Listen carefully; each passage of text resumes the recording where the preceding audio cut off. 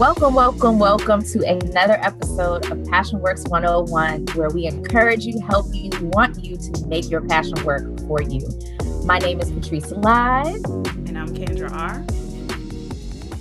Have a wonderful, amazing, great, nice, sweet, beautiful guest. Also a good friend of mine, Miss Shannon Scates. Y'all give it up virtually. Give it up for Shannon. Shannon is a self-taught visual artist from Prince George's County. She uses her creative abilities to really inspire the community and to what I think she calls vibrate higher through vibrant colors and sharing stories. So we are happy to have you here with us today, Shannon. And I'm so excited that you are joining us. Yeah. Thanks for having me. Good. So let's start off by just, I want to understand how art has impacted your life. Okay. So I thought about this question. It was kind of hard for me to answer at first because it's like I don't remember my life without art. But it's impacted me greatly for sure. It connects me to people that I probably wouldn't have connected to otherwise. It's brought me a lot of amazing opportunities in my life, and a chance to collaborate with other creatives. I'm not sure I'd be on your platform right now if I wasn't, operating in my gift. So this is like right now an example of this. What else? This is what I feel I was made to do. So, I mean, it's definitely my purpose. It's my peace. It's how I have fun. I love it here. It's exciting. It brings purpose to my days. Like pretty much every day when I'm making my to-do list, there's something on there involving art. It's another stream of income. That's been a blessing for me. Recently in the last, I started in January. I started teaching art to middle schoolers in the after school program. So that's been like amazing. Like I'm enjoying that so much. So that's definitely like a service offering I think I want to expand in the future. So more than anything, I would definitely say the fact that it connects me to other people. Like that's like the most enjoyable thing for me as far as how art has impacted my life. And you're booked and busy. I was trying to book you to do my daughter. Yeah, I'm gonna put you on blast. I tried to book her. I see a virtual like paint sip. Well, they're not gonna sip. I know. I'm sorry, but a virtual paint and sip. Like this is like a month out. I'm like, and I usually plan. I'm like, let me, Shannon, what's up? What you gonna do? We're gonna do a Zoom. I'm gonna send it. Like, I think maybe I'll catch you next year. Maybe 2 years. I'm too busy for that. I'm like, whoa. No, but Shannon is great. I actually wore this shirt. This is my Tupac shirt, but I feel like it's very artsy, and I felt like it was appropriate because I've seen some of your pieces and you've done like a Biggie Smalls piece from years ago. So she loves like music and art. I'm sorry, music and rap as well. So I know you would appreciate my shirt. But yeah, that's awesome. That's awesome that you're booked and busy and working in your passion and is able to bring you a stream of income. Can you talk to us about like how you monetize your craft? So prior to the craziness that was 2020, the way I made my money the most was like popping up. So just doing a lot of research on opportunities in the DMV area where you can like vend people that are providing spaces for creatives. I did that a lot, like probably multiple times a month in 2019. And then it kind of came to a halt in 2020, but I'm looking to get back to that this year. Social media for sure is one way that I monetized art. Before I had a website, a lot of people would just look through my Instagram and like DM me if they wanted some art, but I wanted to improve that service of selling art digitally. So I went and made a website. So that's the primary way that I'm selling my art now. And that's been great. It's simplified that whole process. Also services, I'm not doing it right now, but at one point in time, I was like doing logos and design services for people. How else? Oh, teaching, which I mentioned previously. That's one way I'm getting paid to do that. So that's been awesome. So those are the primary ways. To just save you a little bit, since I had to put you on blast about not being available.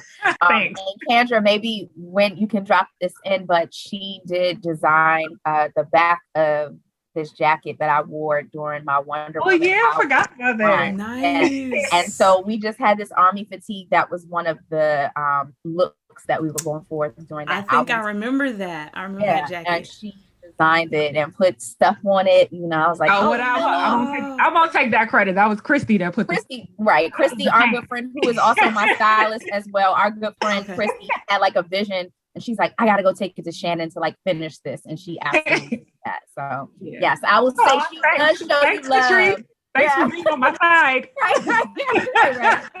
Right. But well, I will say that one thing that a lot of people don't know about you is that so you are creative. However, like your life is so dynamic, which this is one of the things that I love about you. It's like, although you're like this very creative artist with all these vibrant colors and stuff, like you also work with like numbers and spreadsheets and stuff like at your full-time job. Me. Yes. And so I love the dynamic of that, but that brings me to like one of my questions about just your recommendations and best practices, because I think that there's a narrative that if you're a creative, then you can only be a creative. But I know, one, you are about your coin. So, you know, I think we're supposed to have a congratulations when you pay off like your student loans, because you've been digging out of your student loans for like forever. Right. Look. Right. Come on here. But you know, that didn't all come from art. And so how do you sort of balance, or what are some recommendations that you can give other visual and creatives in general about really still doing what you love, but kind of doing what you have to do and paying off Sally Mae? Like, so in addition to the visual art, I would say make some visuals for your finances as well. Like I'm a spreadsheet person. So like that's a good starting place to me, like to have like a simple net income spreadsheet, like just tracking your revenues less your expenses, and then that gives you your net income. And I do that from month to month. And then I also have specifically for art, like my art revenue, my art expenses. And then I also have a budget spreadsheet. Like I know I have to spend money every month for my website. Like that's going to cost me monthly. My mailing list, that's going to cost me monthly. So I just want to keep track of those things that are going to be coming out of my account every single month. So that's helped me tremendously. And I feel like also that was the key as far as like paying off my student loans. Like I had to see the vision. I had to see it all the way through. And like a spreadsheet is what helped me do that, because I dragged it all the way out to what year I planned on being done. So it's same thing with art. Like if you have a revenue goal, it helps to be able to see it and not just like think about it in your head. So that's one of the key like top recommendations for me, just having it all out in front of you instead of like trying to keep it in your mind. And then even come tax time, I mean, if you report your things, like, it helps to be able to have like all the expenses. Like I track everything. Like, did I eat while I was at that art event? Like how many miles did I drive? Did I buy gas? Did I have to buy gas to get to that event? Like I keep track of everything. So, that's great. I mean, I think that takes a certain type of discipline to even. Yeah, it does. It does. That was not. Let me be clear. That wasn't me when I. I wasn't that detailed with the art part. With the loans part, yes, but I brought it over into the art part of me eventually, because it was a struggle at first for me to like combine that right and left brain. Like I kind of wanted to keep that left brain part out of the art, and I didn't enjoy it when I would bring that business side to the art side. Like, man, I wish I had a manager. I wish I had somebody else who could do like all this accounting stuff. Like, I don't want to do this. I just want to do the art part. I don't want to think about like the numbers and stuff. But then I think the turning point for me was just thinking to myself, like, if you're going to go and show out for your job, for your career, you're going to do all this stuff to make somebody else's vision come to pass. Like, you better be doing it for yourself. Like, you better, especially if I'm capable. Like for my job, so I need to be doing it for me too. Yes. I love that. Perfect. Yeah, I love that also. That's like, you know, a lot of things that, you know, making that right in that left brain meet and just do the hard part, you know, especially for us creatives, you know, that's something you really have to force yourself to do outside of like the finance part, because that's probably a struggle for most of us that are, you know, working for ourselves. What kind of other, you know, challenges would you say you faced as an artist? I would say for me, I think one of the big challenges initially was just making room for my art, because, you know, it's it's currently not my career. So like I have a vocation, I have another way that I'm making money to be able to pay my bills. And so oftentimes, you know, half of the time I'm working is like 12-hour days and then like regular 8-hour days. And so sometimes after that, I don't really feel like creating. I don't feel like painting. And that would get really frustrating for me. So I kind of had to figure out like how to arrange my schedule or how to create rituals, you know, to transition from that work mind into this creative space. And so I just had to, do a lot of trial and error to try to figure that out. But that was really difficult for me at one point, just making that transition after working that left brain part and going into that right brain part, because I would be exhausted sometimes mentally. Also, I would say overcoming self-doubt for me was a big thing, especially because like I didn't go to art school. I'm self-taught. So there were a lot of opportunities in the past that I like excluded I didn't go after because I felt like I wasn't worthy since I didn't go to art school, which is a lie. I mean, I've gotten past that. And so I'm definitely going to be going for all opportunities I can, taking up space, all that moving forward. But that whole imposter syndrome thing was definitely a challenge for me as an artist. And then we already mentioned that financial piece. That was a challenge for me at one point, and probably is a challenge for a lot of creatives, combining those two worlds and just figuring out how to fund. It's not the cheapest activity, the cheapest passion to do. Like the materials, they can be costly. And there's so many expenses that you have to consider. Like even when I'm making my prints, like that can be pretty expensive. Like it's not cheap to make prints. And then the displays when you want to vending fees when you want to vend, like software you may want to use. So those like, there's some types of art, like visual art, that may be cost prohibitive for some people. So it's a challenge to just kind of figure out like how to fund your passion. And then another challenge, finding opportunities to share my art has been a challenge sometimes. I mean, it's out there. You just have to do like a lot of digging. And so, that's one challenge I'm working on now, just finding opportunities to show, especially with the times we're in where a lot of places are closed on the inside and things are a little different now. A lot of the shows I used to participate in, they aren't happening right now. So just trying to find new ways to get my art out there, because I don't want it sitting in here collecting dust. So it won't. And one of my goals is I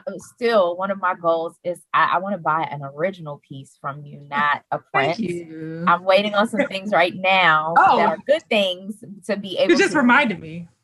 Yeah. You reminded me of another challenge, getting paid for your art. Yeah. Oh yeah. In general, I do feel like the arts in general are like underappreciated, and people want to pay in gum. Yes. We've been paid with bandwiches before, both Kendra and I. So we understand. So I knew you would understand. Yeah. It's a tough thing, but I like one thing I just wanted you to touch on was that you created rituals about like how to transition from like, work to passion. Would you mind sharing like a little bit of like a ritual, if it's like I turn the TV off and lay down and close my eyes, or I don't know. What do you do? So for me, definitely music gets me in the mood. I'm always playing music when I create. So there's that, like maybe just being still and like allowing myself some time to like decompress, reflect, think about my goals for like why I'm creating, because my why definitely gives me a lot of energy. What else do I do? I may watch some videos like on YouTube that are related to art. I also have you randomly fixed your car. Like I will never forget that you told me on your old car that you fixed the front of the light by just watching YouTube. And I was like, that's me. No, that joint is real. It's real. I've done some work on my car just by watching YouTube. I love YouTube. That's awesome. Well, I think you've definitely shared so many like good things. The one thing that I will take away from, because this episode is called Art is Life. Mm-hmm. And I feel like what I've taken from that is your art, whatever that is for different people, is definitely super important. It doesn't have to be separated per se, but you have to treat it the same way you treat your job, whatever. And I think that if you think like that, then that way you offer your art to become, to give it life. If you treat it like a business, but also give it the passion that it needs and enjoy it and stuff. What you water will grow. What you water will grow. Because I think a lot of times the spreadsheets and research, like people miss that part about like being a creative. It's not just the enjoyment of doing it. And that's how I was doing it at first. Yeah. It's just, I enjoy it. And today I don't.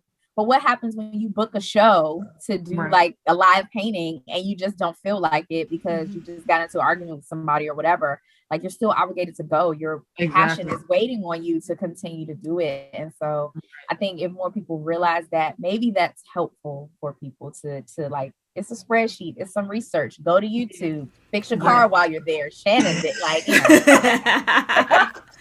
I love it because I feel like it's, what stuck out to me is that you're creating these systems. You know what I'm saying? It's just making that forward for you. Yeah, like all of that. And then, for me, the imposter syndrome, because I'm a person that was majority self-taught also. So a lot of times when you get around people that, went to this school and went to that school, you start feeling like, man, what am I doing here? Right. But, you had to deal with that and kind of grow from that. And I mean, look where it's taken you. So that's amazing. Thank you. Can you share with us, like, your website and, social media for the people that are going to be watching, where they can find you and your art? So I'm only on Instagram. I'm not really a huge fan of social media. I think Patrice but I am on Instagram, and my Instagram is at Unparalleled Art. A lot of people struggle with unparalleled. Unparalleled. UNPARALLELED art. And my website is unparalleledart.com. And where else am I? Oh, I have a mailing list on my website. So if you want to join the community and stay up to date, I plan on sending information to my mailing list first before I put it on social media. So if you want to be in the know, before everybody else, get on my mailing list. It's at the very bottom of my website. You can just put in your name and your email. Where else? That's it. And we'll put that on so they'll be able to see it below. I do have some art though. Oh, let's see it. That's what I was gonna ask, if you had something. Yeah. I feel like. So these are like the three. It might be hard these are gonna be hard to see because they're like so dark. We'll get some stills. This is like my favorite thing I made. This is hard to see. I love that. Go to my Instagram. Those who are watching. Yeah. Oh, wow. Yeah. Love it. That's so cool. I love that. Yes. And these are kind of big. This might be hard for me to. But this is like my. Yes, that's one of my favorites. Kendra, that looks like you with pink hair. Yeah, the fro's getting skin kind of big. The first one, I love that collection. That's what I want to buy from. The one. Oh, the green. I like that. The green, yes. Oh, wow. But I love that one too. But yes, the green one is my favorite. Yeah. It's so hard to show because it's so big. We look like we're at show and tell, like, hey, yeah, go to Unparalleled Art on Instagram. You'll see all my art there. Well, thank you. I call her Shanny Pants. Sorry, I just told the whole world. I wasn't supposed to say that. To be a secret. No, I know. My bad. I'll come up with another nickname. Thank you, Shanny Pants, to the world. Shannon Scates, you are amazing. I am so grateful for our friendship. They would never understand the depths and the well, that's for a whole nother show, another episode. Right, exactly. But, just keep doing what you're doing. I'm so proud personally as a friend that you are like finally like, forget it, I'm gonna do it. So thank you so much for joining us. I'm glad you met Candy and Candy. Great to meet you, Shannon. Yes. So we can't wait till the pandemic's over so we can support you and come out to some of those pop-ups. Make sure you all follow Shannon, and thank you for bringing us Art is Life. This is Passion Works 101. I'm Patrice Live. And I'm Kendra R. Bye.